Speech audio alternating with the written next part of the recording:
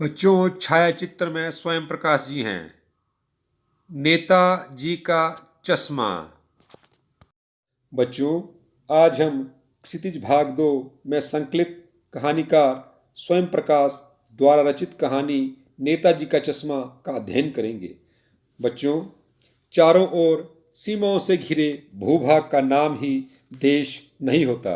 देश बनता है उसमें रहने वाले सभी नागरिकों, नदियों, पहाड़ों, पेड़ पौधों, वनस्पतियों, पशु पक्षियों से और इन सब से प्रेम करने तथा इनकी समृद्धि के लिए प्रयास करने का नाम देशभक्ति है। नेताजी का चश्मा कहानी कैप्टन चश्मे वाले के माध्यम से देश के करोड़ों नागरिकों के योगदान को रेखांकित करती है, जो इस देश के निर्माण में अपने अपने तरीके से योगदान देते हैं। कहानी यह कहती है कि बड़े ही नहीं, बच्चे भी इसमें शामिल हैं। तो आओ बच्चों, नेताजी का चश्मा कहानी का अध्ययन करते हैं। हवलदार साहब को हर 15वें दिन कंपनी के काम के सिलसिले में उस कस्बे से गुजरना पड़ता था, उस कस्बे से जिस कस्बे में नेताजी सुभाष चंद्र बोस की मूर्ति लगाई गई।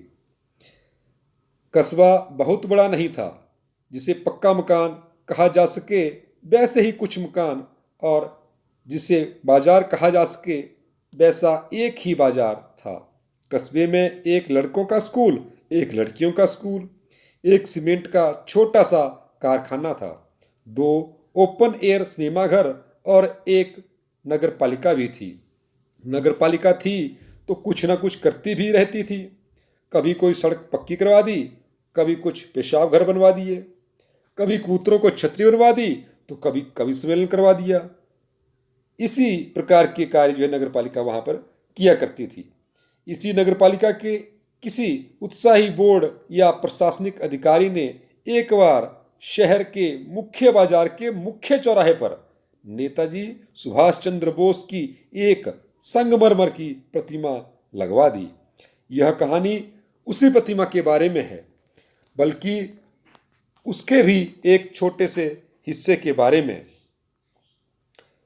पूरी बात तो अब पता नहीं, लेकिन लगता है कि देश के अच्छे मूर्तिकारों की जानकारी नहीं होने और अच्छी मूर्ति की लागत, अनुमान और उपलब्ध बजट से कहीं बहुत ज़्यादा होने के कारण काफ़ी समय ऊहापों और चिट्ठी पत्री में बर्बाद हुआ होगा, और बोर्ड की शासन अवधि समाप्त होने की घड़ियों में किसी स्थानीय कलाकार को ही अवसर देने का निर्णय किया गया होगा, और अंत में कस्बे के इकलौते हाई स्कूल के इकलौते ड्राइंग मास्टर मान लीजिए मोतीलाल जी को यह काम सौंप दिया गया होगा, जो महीने भर में मूर्ति बनवाकर पटक देने का विश्वास दिला रहे थे।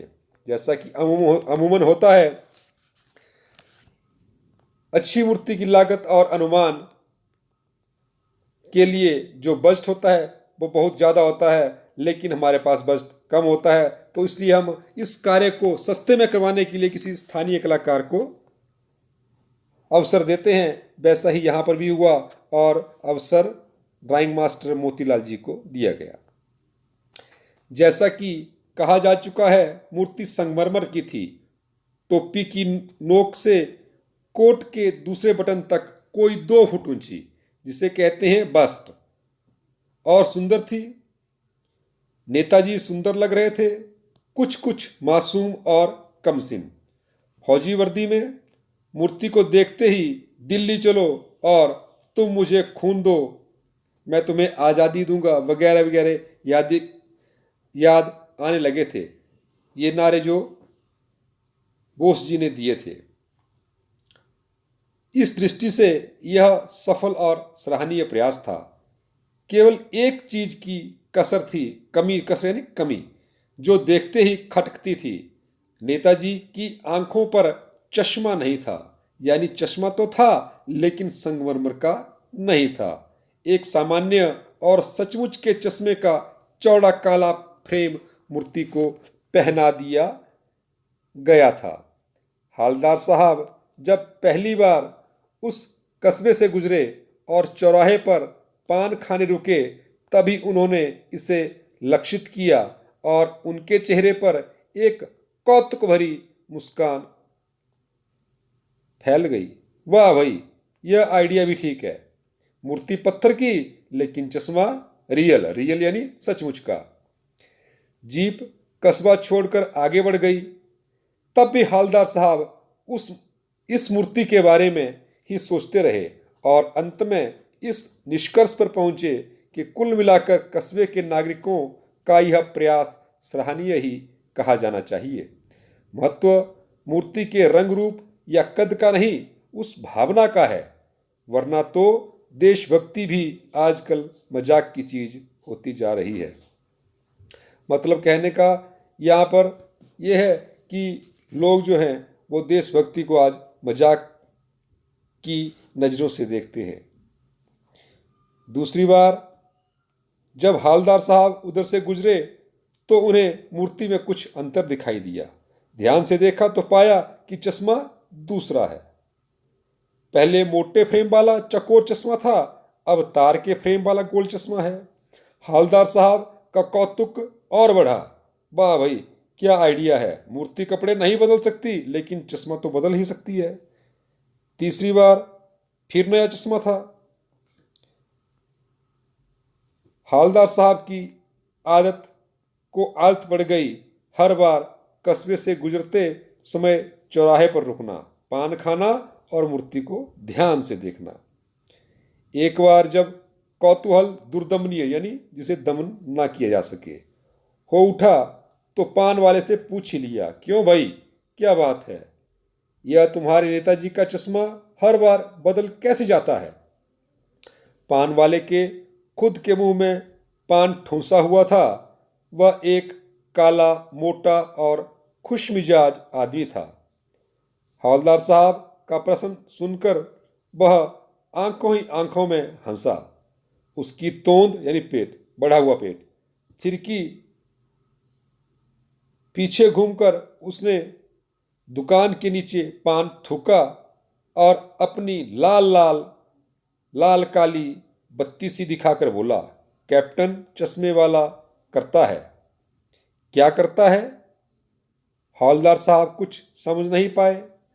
चश्मा चेंज कर देता है, पान वाले ने समझाया। क्या मतलब, क्यों चेंज कर देता है?